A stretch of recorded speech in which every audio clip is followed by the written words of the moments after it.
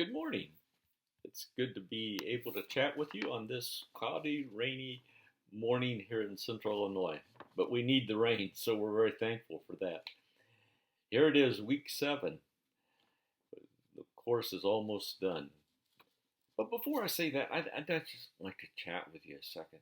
I hope you were encouraged as you worshiped with God's people yesterday.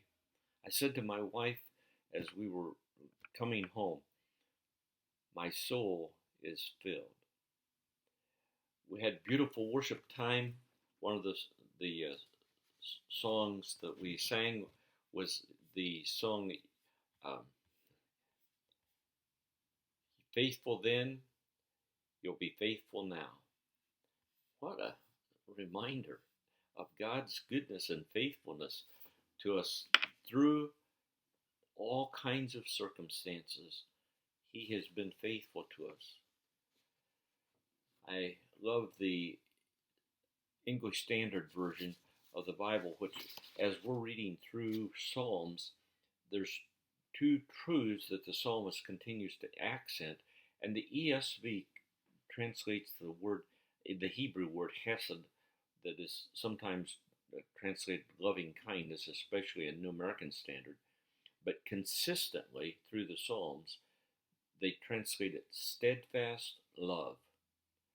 What a powerful truth. It's a covenant loyalty. I have made a relationship with you. I love you regardless. Wow. Another song that we sang is the Do It Again by Elevation Worship song. Your promise still stands. Great is your faithfulness. Great is your faithfulness. I'm still in your hands. That is my confidence. You have never failed me yet.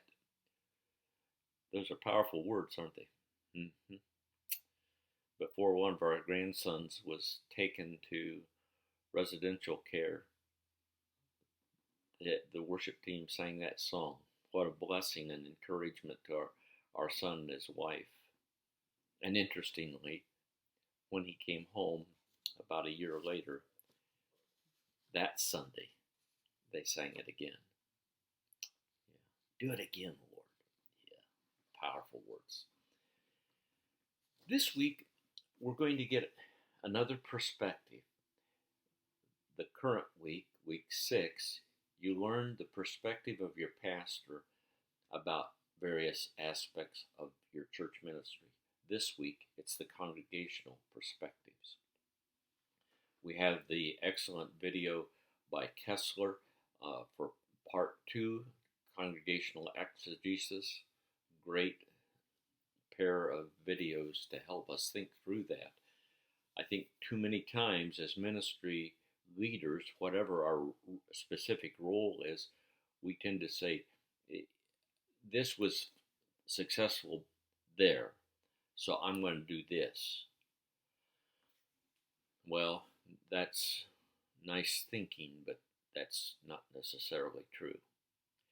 So as you have the directions there in Canvas, read them carefully.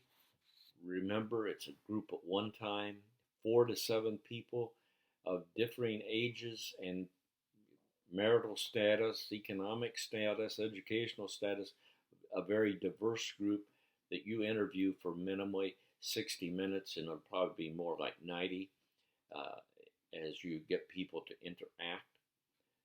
Embedded there in the Canvas are some suggestions for the being able to control the group. A few terms ago, a man had a great interview going along, and a young mom said our church nursery needs some updating, and another man blew his lid off and said, "What's wrong? That's good enough for my kids. What's the matter with yours?" And the discussion, in a sense, the interview was basically done because he said, "I know what's best for everybody, and you don't need to have a different perspective." Those suggestions will help you, not guarantee, but help you you encounter something like that. So that's be sure to include an introduction that explains who's there and how long it was and where you did it, and then a conclusion from things that you learned. So it's a great learning experience that in our second discussion, now we've got two discussion boards this week, but let's talk about the second one first. And that is the the questions that were easiest for both the pastor and the congregation to answer, and the ones that were harder, and what made them uncomfortable, and why do you think that was? So just a little overview of what you gained from your two interviews. And the first discussion board is discuss the vision of your church, and who do you think has the better grasp of the vision of the church? The pastor and leadership board, or the congregation? That's an important thing. So that's where we're headed. And I'm a little windy today, but God's been good, right? Amen. Have a great week.